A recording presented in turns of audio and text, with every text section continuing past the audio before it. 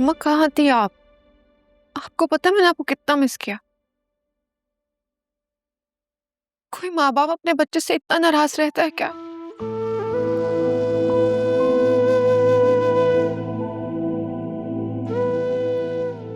बेटा मैंने भी बहुत याद किया, कोई लम्हा ऐसा नहीं था जब मैंने तुम्हें याद ना किया। कि अपनी माँ से कोई ऐसे नाराज होता है? मैं तो जैसे बड़ी खुश थी ना, हर रोज आपको याद किया, कितना रोती थी, कोई मेरी खबर नहीं लेने आया। सदका जान, मैं आ गई हूँ ना। अस्सलाम वालेकुम आंटी। वालेकुम अस्सलाम बेटा।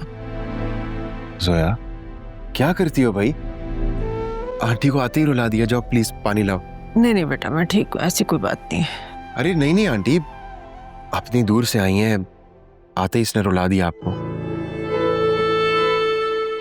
पानी तो पीजिए प्लीज, जाओ।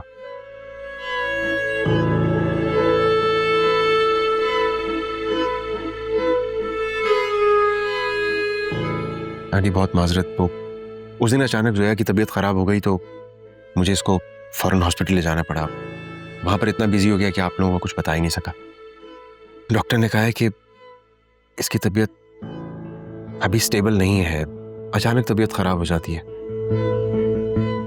साथ में उन्होंने ये भी कहा है कि इसको किसी किस्म की कोई टेंशन नहीं देनी है, बच्चे पे बुरा असर पड़ेगा। तुम बेफिक्र रहो, मैं भी ऐसी कोई बात नहीं करूंगी जिससे जोया को टेंशन पहुंचे। थैंक यू आंटी, मुझे आपसे ये उम्मीद थी। वैसे आप लोग नाराज तो नहीं है ना मुझसे? नहीं बेटा, नाराजगी कैसी? मैंने ही तुम्हारे अंकल से बात की थी कि जोया को जो भी हिस्सा बनता है दे दें उसको। अच्छा है बच्ची अपने बच्चों को लेकर अपने ठिकाने में बैठ जाएगी। थैंक यू आंटी, आपने मेरी सगी माँ से ज्यादा मेरा ख्याल रखा है, मुझे प्यार दिया है। अल्लाह करे कि आपका साया हमेशा हमारे सरों पर कायम रहे। बेटा तुमने भी मेरी बेटी का बहुत ख्याल रखना है। इसी वक्त में बीवी को शौहर की मोहब्बत की जरूरत होती है। बिल्कुल सही कह रही हैं। मैं तो इसके लिए जोया आहिस्ता, पानी पानी लीजिए। बेटा अजफर ठीक कह रहा है, आहिस्ता चलो। बैठो। ऐसे भाग के आई हो, कुछ हो जाए तो? बच्चों की तरह से ख्याल रखना पड़ता है, आप भी समझाइए इसको प्लीज। बैठो बेटा मेरे पास। असफर बिल्कुल ठीक कह रहा, छोटे छोटे कदम लेकर चला करो। अम्मा आप इतने दिन कहाँ थी?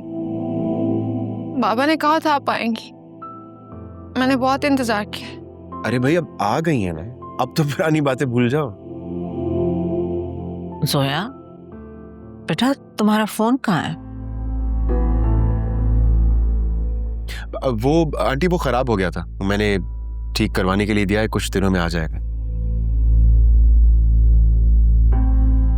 वैसे सच पूछे तो मैं तो चाह ही नहीं रहा कि इस हालत में फोन यूज करे। पता नहीं अजीबोगरीब शुआएं होती हैं, बच्चे पे भी बुरा असर पड़ता है। और घर का इंटरनेट भी कटवा दिया मैंने। वैसे मेरा फोन मेरे पास ही होता है, आप जोया से जब बात करना चाहें मेरे नंबर पे कॉल कर लीजिएगा। ठीक है बेटा, जैसे तुम्हारी मर्जी। अम्मा बाबा ने जो हमारे लिए फ्लैट देखा ना, बहुत प्यारा है। मुझे असफा ने वीडियो दिखाई है, बहुत पसंद आया मुझे। अम्मा बाबा से कहे ना अपना नाज़ी खत्म कर दें। तुम परेशान मत हो, इंशाल्लाह अल्लाह ने चाहा तो वक्त के साथ साथ सब ठीक हो जाएगा। घर में सब कैसे हैं? फिजा, आलिया? सब तुम्हें बहुत याद करते हैं। अम्मा किसी ने मुझसे कोई राब्ता ही नहीं किया, कोई कॉल ही नहीं की। अरे जोया भाई, सब अपनी लाइफ में बिजी होते हैं, फ्री होके कॉल कर लेंगे, नहीं क्या बड़ी बात है। हालात ही कुछ ऐसे चल रहे हैं, सब आगे पीछे होते हैं, भूल गए होंगे। बेटा कॉल नहीं आई तो इसका मतलब ये नहीं है कि कोई तुम्हें याद नहीं करता, सब बहुत याद करते हैं। बहन हो तुम। हमारे हालात भी हमें पता है और हमारे खुदा को। पूरी पूरी रात जाग कर गुजारी है, करवटें बदलते हुए। इतनी तबीयत खराब थी जोया की। और आंटी बहुत मुश्किल हालात देख रहे हैं हम भी, कितने जरूरतमंद हैं, और कहते हुए शर्मिंदगी भी होती है। असफर, मैं अम्मा की तरफ चली जाऊं? मुझे कुछ वक्त अम्मा के साथ गुजारना। अरे हाँ, ये कोई पूछने वाली बात है? तुम्हारी अम्मी का घर है, तुम जब चाहे चली जाओ। आप लोग बैठ के बातें करें, मैं जरा आता हूँ। ठीक है। क्यों परेशान हो रहे हो? देखना अल्लाह ने चाहा तो सब आसानी ही आसानी होगी।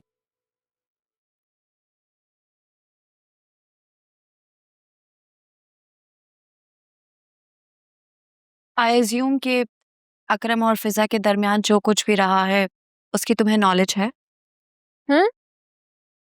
और मैं तो ये भी जानती हूँ कि फिजा सच बोल रही है।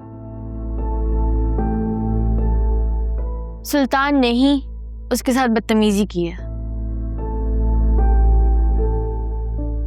तुम ये बात इतने कॉन्फिडेंस से कैसे कह सकती हो? क्योंकि मैं फिजा को जानती हूँ, तो ऐसी वैसी लड़की बिल्कुल भी नहीं है। जहां भी जाती है उस जगह की वाइब बिल्कुल पॉजिटिव हो जाती है। हाँ, और मैं सुल्तान से भी मिली हुई हूँ। अकरम मुझे लेके गया था अपने पेरल कोर्ट। 5 मिनट की मीटिंग हुई थी हमारी, लेकिन उस 5 मिनट की मीटिंग में मुझे अंदाजा हो गया था कि वो कैसा इंसान है। जिस निगाहों से वो देख रहा था ना, इस्तग़फ़ार। तो क्या तुमने इस बात का जिक्र अकरम से किया? भाभी देखें, प्लीज डोंट जज मी, लेकिन मैंने ही अकरम को ये मशवरा दिया था कि वो अभी अपने बिजनेस को प्रायोरिटाइज करो। सुनेरा, ये तुम क्या कह रही हो? मैं बिल्कुल ठीक कह रही हूँ भाभी। देखिए, अकरम इस बिजनेस में ना 5.5 मिलियन की इन्वेस्टमेंट कर चुका है, और जब तक उसको ये पैसे वापस नहीं मिल जाते सुल्तान से, तब तक उसको अपना सर झुकाना पड़ेगा उसके सामने। और कहीं ऐसा ना हो कि लड़ाई झगड़े में सारी रकम डूब जाए। अकरम अभी तो ट्रैक पे आया है, अभी तो उसने अपनी लाइफ सीरियसली ली है। मैं नहीं चाहती कि वो बैक टू जीरो आ जाए, और अकरम ने भी यही सोचा है। जब तक उसको पैसे नहीं मिल जाते तब तक वो सुल्तान के साथ रहेगा, जैसे ही मिलेंगे वो कट ऑफ कर लेगा उससे। Sounds very selfish. मतलब मुझे तो यकीन ही नहीं आ रहा कि तुम ऐसा सोच सकती हो। तुम खुद एक लड़की हो, और ये बताओ, अगर उमैर तुम्हारे साथ ऐसा करता तब तुम क्या करती? अभी देखें, वक्त पड़ने पर गधे को भी बाप बनाना पड़ता है, और ये कुछ ऐसी सिचुएशन है।